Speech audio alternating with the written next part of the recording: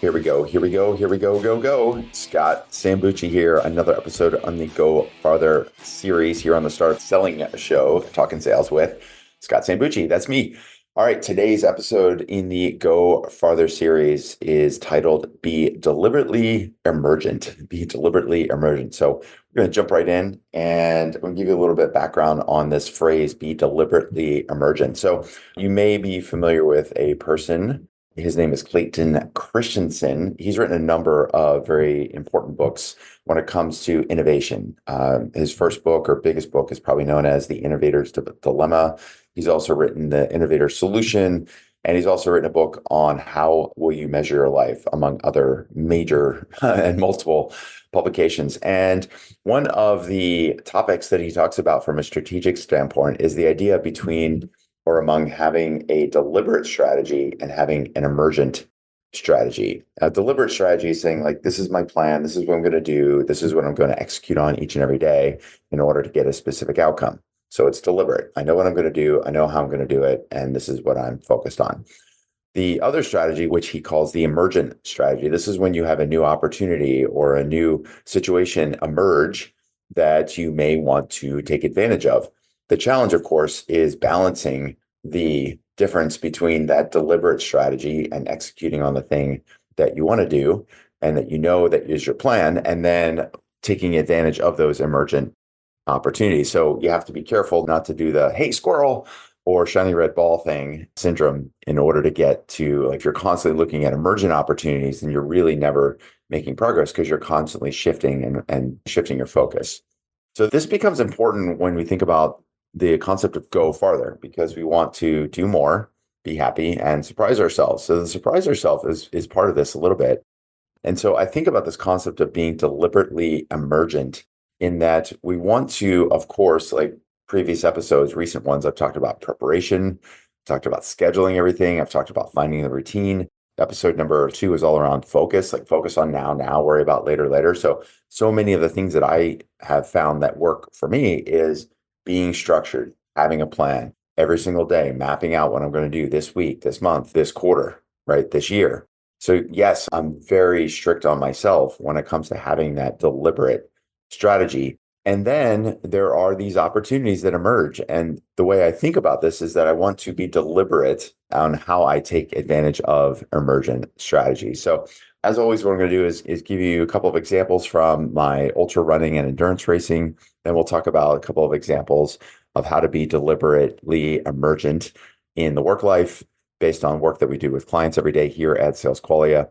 And then I'll leave you with a couple of key strategies that you can think about, strategies that you can adopt directly and say, oh, that's a good idea, I'm just going to do that, or ideas that you could adapt, which is, okay, I like kind of the concept of what Scott's talking about here, but instead what I want to do is adapt it to my situation. All right, so let's dive in. So why do we want to be, or why do I feel like, as part of the Go Farther series here, this concept of deliberately emergent? Well, number one, I think sometimes the routine can become a rut. I mentioned this last time in the last episode that you got to be careful not to let the routine become a rut.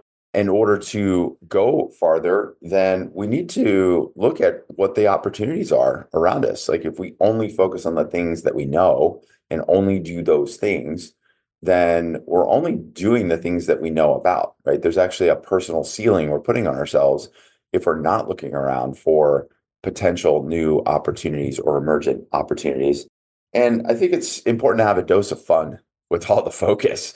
Sometimes it's the focus is important and working the plan, planning the work, working the plan, all those things are important.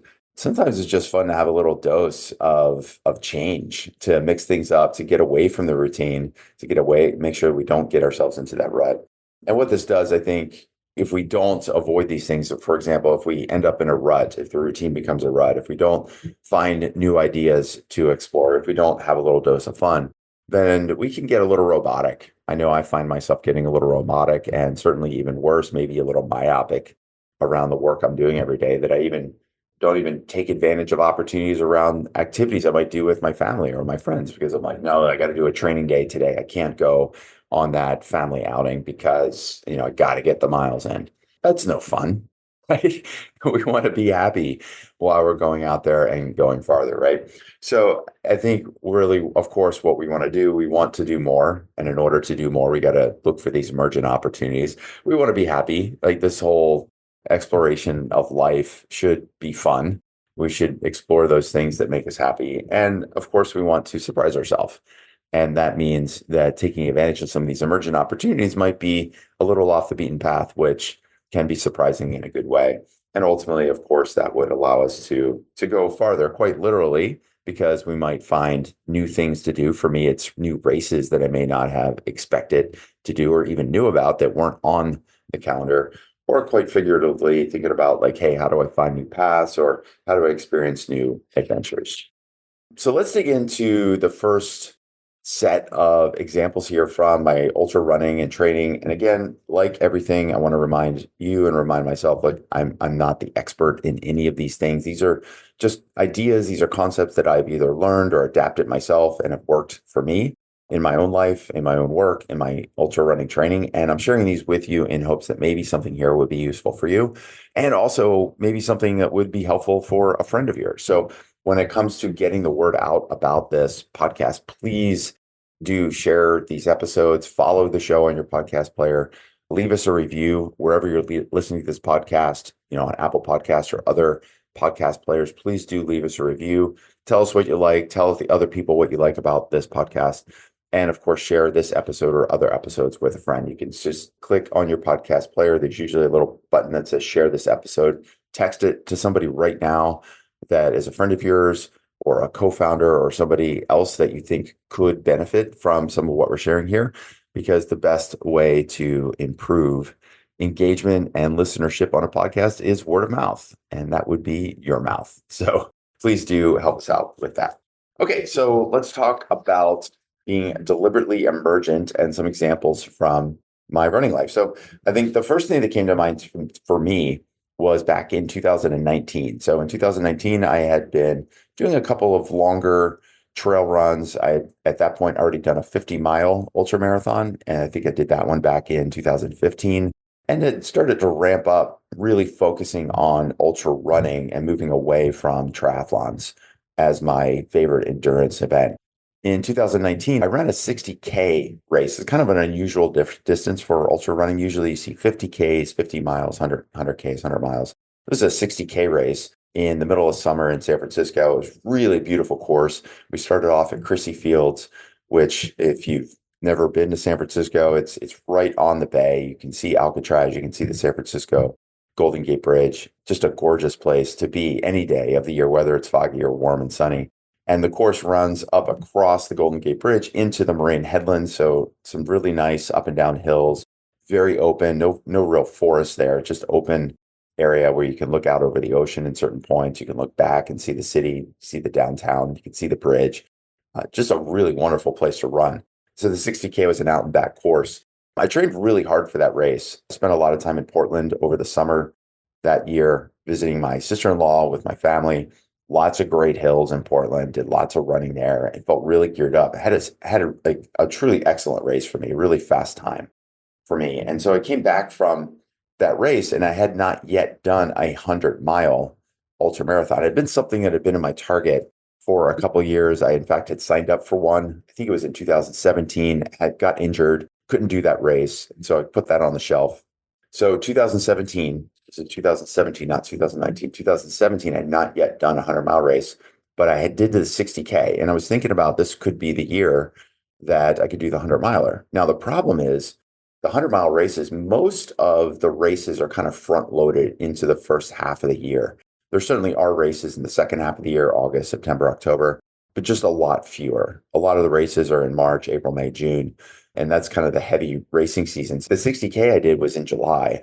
And so now I'm kind of in the back end of the calendar and I'm looking for a race. And while there are races, 100-mile races all across the country and the world, I'm also thinking like, I don't want to have to get on an airplane. I just want to do something that's more local.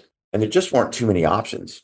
So I was laying in bed one night and I was going through this website called Ultra Sign Up.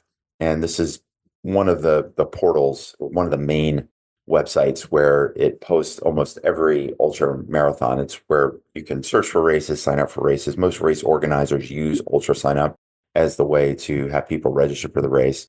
And I'm searching around for races in my area, like a 100-mile radius, 200-mile radius, places I could drive pretty easily. And I'm laying in bed and I found this race called the Tahoe 200. So again, 2017. So this is going back many years now. And I was like, whoa, a 200-mile race. I'd never heard of such a thing. So I'm laying in bed and I find this race in Ultra Sign Up and I go to the website, I start checking it out, and I see that the race is actually in September. So it's now late July.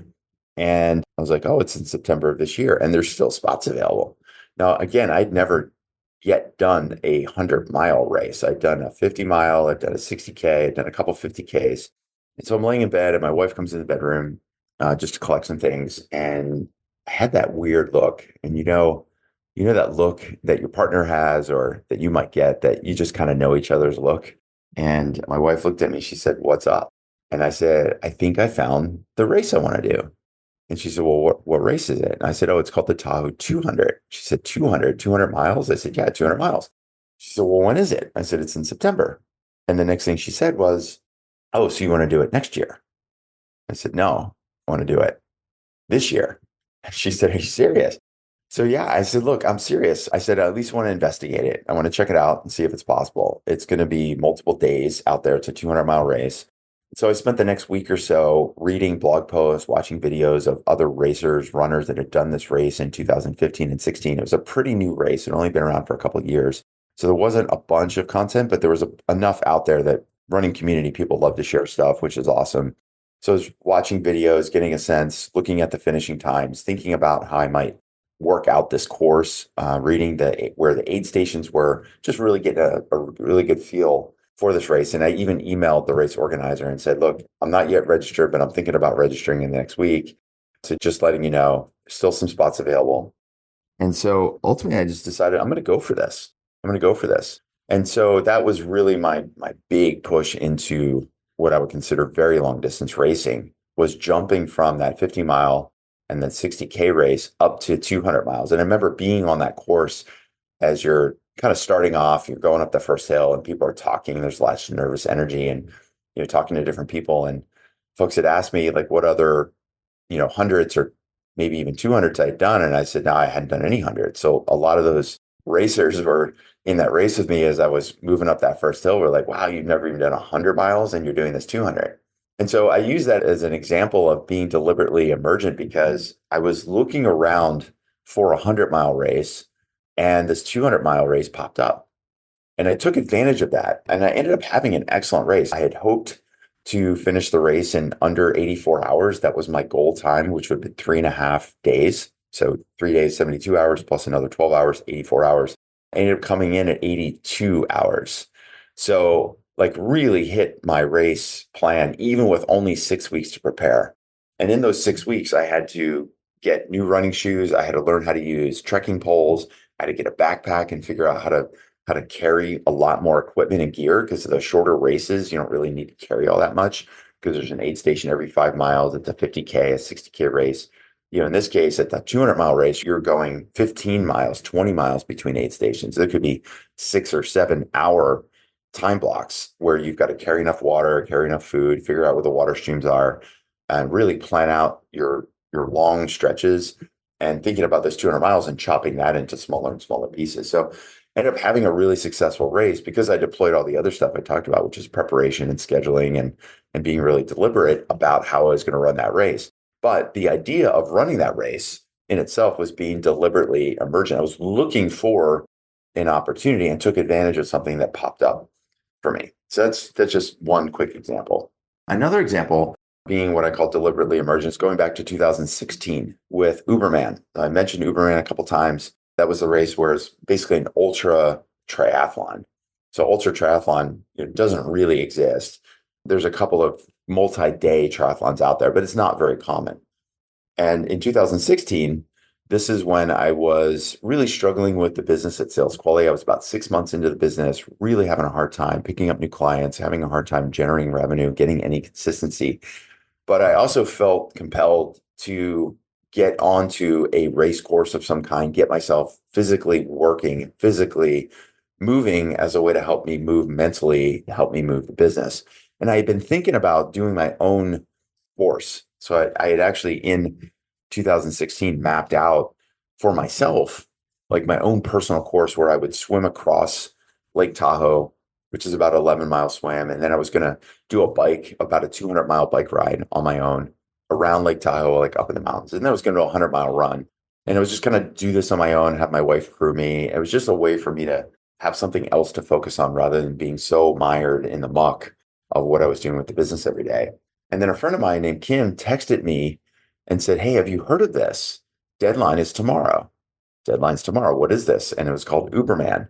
So it turns out someone else named Dan Burko down in Southern California had the same kind of thinking I had, which was there should be a race that's multiple days that is a triathlon. And so he mapped out a course, which was the swim course was the Catalina Channel, 21 miles. The bike course was a 400-mile ride from LA into Death Valley. And the run was 135 miles from Badwater in Death Valley up to the portal of Mount Whitney, which is the same as the Badwater 135, which is an ultra marathon. I was like, well, deadline's tomorrow. I'm in. And so even then in 2016, I took advantage of this opportunity to be deliberately emergent. I wasn't looking necessarily for a race, but my friend texted me and said, "Hey, this is available." And I took advantage of that. And those two races were really the two biggest races I feel like for me in my endurance career. While I didn't complete Uberman, I did do the swim. I did 140 odd miles on the bike. I did 38, I think it was 35 or 38 miles on the run. So that really helped me to learn about how I could go farther because I learned how to train for these long distance. I learned what was possible in my own body, physically, mentally, all of those things that go with going farther, how to, being able to do more, being able to be happy with those accomplishments, being able to surprise myself. All of that really started with Uberman and then carried into this Tahoe 200 race in 2017. So I just share those again as examples where just coming up with a couple of ideas based on just going out and kind of looking for things. And then even though Uberman wasn't in my plans, even though the Tahoe 200, the first time I ran in 2017 wasn't in my plans, I found those opportunities and I took advantage of those, both of which turned out to be two of the biggest races I've ever done for myself. So let's talk about how to go farther and be deliberately emergent with the work life. So again, use a couple examples here from the work I've done here at Sales Qualia, either on my own business or working with other clients. And a couple of different opportunities have come up for me over the last few years where I feel like I've been deliberately emergent and it's really worked to my benefit. So going back to the beginning of 2023, so a little more than a year ago, I was looking at ways to improve the delivery model of our coaching program. So we had hired what we called an accountability coach who was responsible, kind of like sticking next to our clients just to make sure they were taking advantage of the coaching calls and the live trainings and the one-on-one sessions. Because a lot of times, just think about somebody who might join a gym, CrossFit gym or Gold's Gym or some other gym in your local neighborhood. You join the gym membership, but sometimes we need a little push, we need a little nudge, we need a personal trainer that's going to be watching over us to make sure that we're taking advantage of all of the different classes that are offered at the gym, or make sure we know how to use the weights correctly, or making sure that we're going and showing up consistently 3-4 days a week for 30 minutes or an hour to get that workout in. And so we found that, we felt like we needed an accountability coach.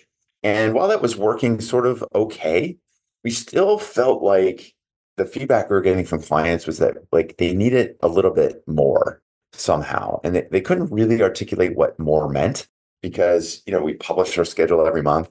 Here's when the coaching calls are going to be where you can join and get office hour help. These are the coaches they're going to be coaching and the topics they're going to be coaching on, whether it's prospecting or mid-funnel stuff or customer success or team management. This is the topics for the live training. We had a Google Calendar that would overlay with somebody else's calendar. We now have this accountability coach. Kind of felt like, man, like we're doing everything we could from a coaching standpoint, and yet clients are still feeling like they want more. And so it could be easy to blame them and say, look, they just need to suck it up and get the work done. But on the other hand, like if they're telling you, look, I want more, then it's our job to figure that out. And so I was was like really racking my brain and working with our head of operations, trying to figure out what to do. And at that same time, I was introduced to a woman named Monica Stewart. And so Monica and I had met on Zoom. We had kind of a Zoom catch up and a couple of coffees on Zoom, just talking sales. She had had a very similar career to me in sales. Been around for a couple of decades. She was the head of sales at a couple of pretty significant startups, including Trello, which was acquired by Atlassian. She'd been a head of sales. She'd been through that growth mode like me. So we had lots of war stories to share. And so I had her come in and do a training for our clients as a guest. A lot of times we'd like to bring in guest experts in our coaching program. So I was like, hey, Monica, why don't you come in and join us as a guest expert? Because as much as I can teach stuff or our regular coaches can teach stuff, sometimes it's good to have that external point of view. And so she ran that training and it was working really well. Clients really responded well to it. They really liked the session. And I remember thinking, like, here's a really smart person that adds a ton of value. I don't really have budget. Like, I hadn't thought about hiring somebody. I hadn't thought about bringing in somebody from the outside to help with the business. But here's this opportunity. Here's this person I really like. I feel like can help our clients grow, can help our company grow. And so we basically mapped out an engagement with Monica where she was going to do some work with clients directly and also do some work with me directly as an outside voice, almost like my own coach on the business. And so that opportunity was completely emergent. Like I was deliberate in sort of how I was getting to know Monica, deliberate on how I was integrating and introducing her to clients. But I wasn't sitting around going like, man, I really need somebody that can help me with strategy, somebody can help our clients execute. But I looked at her cash flow and I looked at her reserves and I was like, you know what? I'm going to make this investment because this 6 months of an investment, this contract with Monica, I think could really help our business. And it turns out it was one of the best decisions I had made in 2023 because not only was she able to help clients on a one-on-one basis in a different voice, a different perspective. She and I would meet every Friday and we would talk about the business. And she was just a coach to me. She would get me to verbalize and reflect on what am I seeing? What am I observing? What's going well? What's not going well? And that outlet for me, along with her perspective and her seniority and her experience, helped me to move the business in a totally different direction. And that 6 month contract turned into through the end of the year. And it was one of the most important decisions I feel like I made because now in 2024, we've moved a couple of new ways with the business that have definitely helped us do more with clients. It helped me be happy with the work that I'm doing, much more happy than I was in 2022 and 23, because the different kinds of work that we're doing, the different ways we're engaging with clients, the different kinds of projects that we're working on have really brought a lot more joy to me. And you could probably hear it on my voice. It's one of the reasons I've turned on this podcast series this year because I've rededicated to doing more content. The work that we're doing with clients has been a lot more fun than it's been in the past for me. And I think it's been a lot more effective with our clients. So that's a case where just being deliberately emergent has really helped me and helped the business. That's just one example. Another example is a specific client that I've got. So I've been working with a company called Naya One, Naya, then the word one, ONE, Naya one word.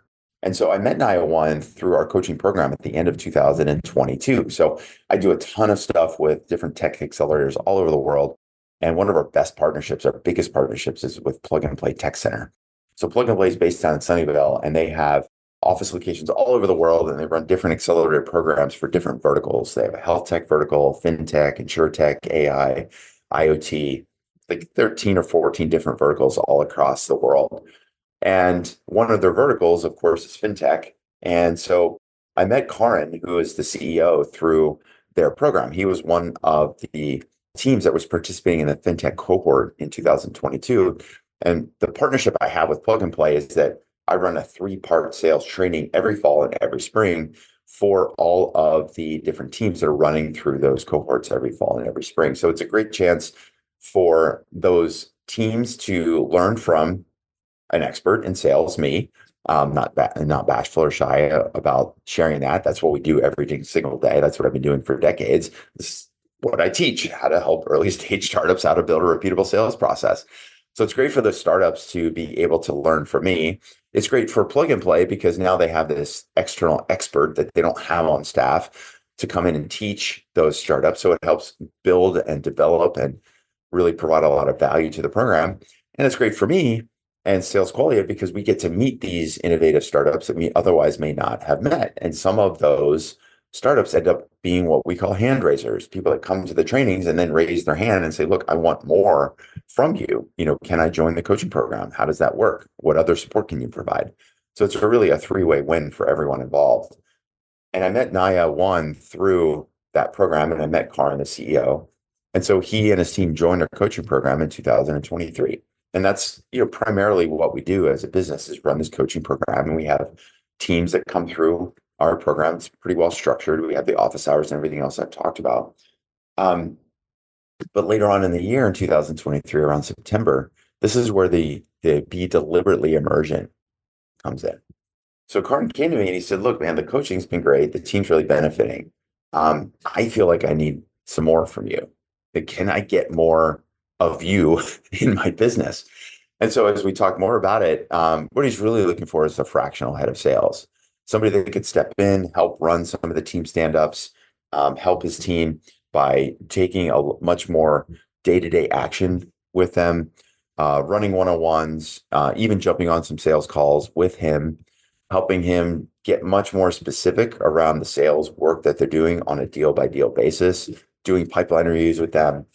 And so while it wasn't really something that was a big focus for me, most of the effort and time that we spend here at Sales Quality is on that coaching program. I was thinking to myself, like, here's a guy I really like on a personal level, getting to know him on a coaching basis. Like, I just like his style. I like the way he manages the company. Number one. Number two, that the company's in fintech. They're selling to large banks. It felt very, very similar to the work I did at Blend Labs years ago when I was the head of sales there in terms of the size and scope of the problem that they're out to solve, the obstacles that's being faced when you're trying to sell to these large banks like Wells Fargo and JP Morgan Chase. The product itself was really exciting. Like, as I understood more and more about the product, I was like one of those situations where I was almost sold. I was like, man, like, yes, banks really need this product. And so I found myself kind of deliberating. I'm like, well, this is going to be like an extra time investment for me. It's something it's not really my business. And it was less about buying more coaching and more, they were kind of buying me and my expertise. And in some ways, I was really struggling with this. And I sat down with my wife. I'm like, I really want to do this, but it's not kind of the focus of the business. It's not my plan. It's not what I'm executing on. But it was a case where I was like, I really wanted to do it. And it felt like it was going to be fun. And that was the word that came out of my mouth when I was talking about it. Like, I feel like it's going to be fun. And so my wife said, you should just do it and figure out how to manage the time. We'll figure out changes of our schedule if you need to be up early and do extra work with this client or stay up late or do whatever. And so, yeah, it was extra work, but that work in Q4 of last year is now translated into a continuation of that work with Naiwan and taking a primary role as an advisor in their US market operations. And it's continued to be fun. And it's continued to be something I've really enjoyed doing and working with their team and really diving into the weeds and helping them find new customers here in the US and Canada. I've been to London visiting their team and going back again this year. Had that opportunity, never been to London before, getting a chance to work with their team. It's just been never something that had I just been hyper focused on only doing the coaching and all of the work that was developing in the coaching program with Sales Quality as is. If I would have passed that by, I would have cheated myself out of this opportunity to grow, out of an opportunity to have this fun, out of an opportunity to kind of reuse all the stuff I learned at Blend Labs as helping them get off the ground and sign these big deals with these banks in the US and really make a big impact at a more local level than I was otherwise as a coach. I mean, when you're a coach, you help people and you teach them, but you're not the one that's on the field, so to speak. You're not the one that's doing the work. You're coaching them and helping them with the work that they're doing. Now, with this primary role, I get to actually do the work. And it turns out I was missing some of that. So those are just two quick examples of how I've been deliberately emergent with the business. And so I share those with you because I think those could be opportunities when you're thinking about your business and you're thinking about maybe customers that you're going after, segments that you're selling to. Like, yes, you've got to have an ICP. Yes, you have to have a focus on a certain segment. Yes, you need to look at certain buyers and buyer types. And then you also need to think about, how do I be deliberately emergent? So in the case of Naya One, for example, like selling to banks is the primary focus. And turns out there's some insurance companies, financial institutions that are much, much like banks that also kind of popped up. So you can sort of say, okay, it's a pretty close cousin to who we're selling to, And if it's a good opportunity that we can move quickly on and we can learn something that's going to be important for the growth of the company and also bring in revenue, and you have to balance that and say, well, as long as it's not straying too far off course and it's going to help us execute on the mission and vision, then maybe it makes sense to take on that emergent strategy, right? Same with investors. Maybe you're not necessarily out there looking for investments, but if there is an existing investor that wants to add and come back in for an additional round, or maybe it's an introduction to an investor that you hadn't met before, and they said, look, we really believe in what you're doing. Maybe you're not necessarily looking for capital.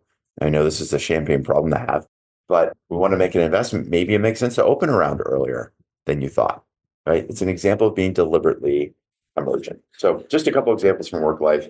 And then, so now what I would do is transfer over to or shift over to a couple strategies that I think will help you be deliberately emergent. Okay, I got 5 strategies here, 5 strategies to help you be deliberately emergent, to do more, be happy, and surprise yourself so you can go farther. So number one, this is, again, it sort of goes into the planning piece, which is having a monthly planning session with yourself. And in that planning session, scanning across what you're doing the review of what's working, doing a review of what opportunities might be out there, taking a look at other conferences that you may not have thought about, kind of reviewing and resetting where you are with the business. So this is a case where, like, having this routine of a monthly planning session for yourself, having a methodology for scheduling out what you're doing, looking at the work that's being done, being reflective. When you have these opportunities in the calendar, it actually provides you the opportunity to be more emergent, because it'll help you figure out where you maybe have some time in your schedule. It'll help you figure out maybe where you need to go look for new opportunities because something that you're doing right now may not be working. It give you a chance to listen more to yourself and listen more to the business. So having that monthly planning session, it could be at the end of every month or the first week of each new month. For me, I find when I'm doing my morning pages, and because I'm dating every page, if it's, end of the month, it's March 31st, April 30th, something like that, I'll just kind of trigger for myself to reflect back over that past month and look ahead to the next month. And instead of spending 30 minutes on morning pages, maybe I spend an hour and a half. I spend a little bit longer and I'm thinking ahead and I'm reflecting on and giving myself the opportunity to look for those emergent strategies. The other thing I do related to this, as I'm seeing certain opportunities come up, whether it's something I see on LinkedIn or it's a conference announcement, or maybe it's an inbound lead that I get I have one in my inbox from a organization that works a lot in the Middle East with tech companies. And thinking about those emergent opportunities, one of the things I do is I'll take those and kind of put them into a folder. I won't just look at them in the moment because it's easy to get into this like squirrel or shiny red ball thing. So what I do is I'll read the email and then I'll push it aside for a day or two because I want to let my brain settle a little bit. I don't want to be too rash in a judgment and email right back and say, yeah, let's do it. And so it gives me a chance to kind of absorb that new opportunity in a way that's more procedural for me, to make sure that, okay, this is a new opportunity to do a series of workshops, or it's an opportunity maybe to travel across to the Middle East. It'd be easy to go, oh my God, this sounds exciting. Yes, I would love to go to Dubai. And, yes, let's do it. But turns out maybe I can't do it because it's counter to my other focus areas. Maybe I can't travel during the weeks that they want me to travel because I've got other commitments, or personal or professional. So taking those and then putting them in a bit of a folder and reviewing those in a more process-oriented way. I know this sounds weird to be process-oriented about being emergent, but it does allow you to look at each of these opportunities and decide for yourself, okay, is this something I want to take advantage of? And can I take advantage of it? Or is this something I simply have to say no to? Okay.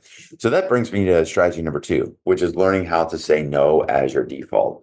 So in a podcast that I listened to, the Tim Ferriss show, I remember years and years ago, he shared this situation where he's getting a lot of opportunities, investment opportunities, fly to conferences and be on a panel, lots of chances to work with different companies as an advisor.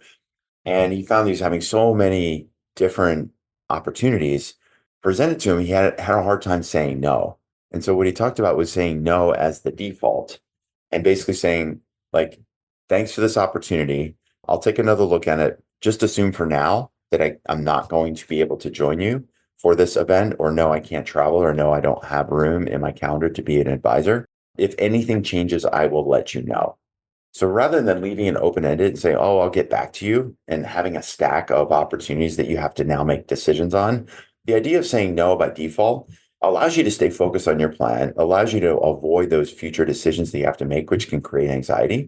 And then only those that are truly exciting, truly ones that are, as Derek Sivers calls it, that it's got to be a hell yeah, or it must be a no. So those that are truly exciting, like maybe this deal, maybe this opportunity I have in my inbox to do a bunch of work with Middle East tech companies, maybe this is one after I look at it in a day or so. I look at it and go, you know what? When I take the whole thing into consideration, this is a hell yeah, and I can fit in my schedule and we're going to make this happen. Or maybe it's just, I'm like, sounds fun, sounds interesting, but it's got to be a no for now. So being able to say no and having no as your default setting, I think is really important to help you stay focused, help you stay on your routine, help you stay scheduled, help you execute on the plan that you have in place. But then we'll also give you the opportunity to say yes to only those opportunities that are really exciting. Strategy number 3, listen. What do I mean by listen? Well, number one, like listen to your team. If they have ideas, listen to your team about ideas they might have to shift your marketing, shift how you're doing sales, shift different conferences you might go to or not go to, different product ideas they have. Again, listen, constantly be listening to your team, listen to your partners, listen to the market, look and get a feel for what's really happening out there. And again, you don't have to make decisions. You don't have to all of a sudden pivot your business because you read one LinkedIn post or you heard about some conference on AI that's going to be happening in Las Vegas. And all of a sudden you're going to shift everything and now focus on AI. You need to have that sort of like listening mode on all the time from your team, your partners, from the market, so that over time you can start to see a trend and then say, maybe this trend is something I need to pay more attention to. And as you're paying more attention to that and learning more and listening more, all of a sudden, then that emergent opportunity to say, oh, we have this opportunity for you to speak at an AI conference in Las Vegas, as opposed to pay money to attend. And that audience is going to be the same audience that you would be selling to anyway. So now you can take advantage of that emergent opportunity. So listening is a key strategy to this. The fourth strategy is to listen to yourself. Like, what is it that you want to do? What is it? What are the things that are bringing you joy? What are the things you enjoy doing? Are you mired in the muck a little too much? Is your routine becoming a rut? Listen to yourself. Like if you're finding that you're kind of grinding a little bit is okay. You got to grind if you're working on hard things day to day, week to week, month to month to execute on those big long-term things. If you're over time getting yourself into a rut, then maybe it's time to listen to yourself and look for something new, just to jolt you, just to excite you, give something fun to do. So for me, whether that's a different race or taking on a different type of client, I know last year in the work I was doing with Monica and reviewing the business and looking at the things that were working and the things that were not working, a lot of it came down to me as a person. I wasn't as excited about just doing the coaching program as we've been doing it as I had been in past years. Been running the same program, constantly, of course, improving it, but doing the same thing for years and years and years, I kind of felt I was getting into a mental rut. And so when this opportunity came around with 901, it's a combination of me realizing I was in this rut, realizing I wanted to try something new, realizing I could really help this company and taking advantage of that fun opportunity that's turned into something that's been very joyful for me. So yes, you got to listen to your team, listen to your partners, listen to the market, and you got to listen to yourself. And then fifthly, I think the fifth thing for me has been communicate. So communicate with your team, communicate with your partners, communicate with your clients, communicate with the people closest to you. And for me, it's communicating with my wife. It's sitting down, like, it's not every week or every day, but every few weeks, you get that Sunday afternoon, you're kind of hanging out, having a chat, and being okay with sharing a couple things that you might feel uncertain about or uneasy about. And for me, that's kind of hard because I feel like I've been at this business for a decade. I should have things figured out. But if there's stuff that's bothering me and I'm not even quite sure what's bothering me, it's important to just bring it up and say, this is kind of the things that are going on at work, or, hey, here's an opportunity that was just presented to me. And, it's not really what we do, but it seems kind of fun. And then talking it out, because having that advisory team around you, for me, it's my wife. For me, it's a couple of other really close friends that I have in the business world that I know I can call or text and say, hey, man, do you got 30 minutes? I can jump on a call with you and get your advice on this. It's a little bit of a Scott Galloway Prof G, Scott Galloway, calls this the kitchen cabinet. Having your kitchen cabinet around you as a sounding board. So for me, I've got people like Amy Volas at Avenue Talent Partners. I've got Jason Bay over at Outbound Squad. I've got Matt Cameron, who's been a sales leader and has run his own company for many years around sales consulting and sales training. Those are just three of the people around me that I have as a kitchen cabinet that if I had these kinds of business opportunities, I might go months without talking to them. But I know if I text them and say, hey, you got some time over the next few days, I know they'll make time for me because I make time for them. So communicating with those people around you to vet those ideas that will help you figure out if this emergent opportunity is one to take advantage of, or having that person to hold you, keep you honest and say, you know what, maybe this isn't the right thing. It might sound fun, but it's probably not going to be a good fit for you right now. So put it on the shelf. Make sure you say no. Okay, so that's this episode. Be deliberately emergent. Look for those opportunities, take advantage of them. Giving you some strategies from running, giving you some strategies from business, some ideas. Hopefully there's something here you can adopt and adapt into your business so that you can do more, be happy, and surprise yourself. Go farther.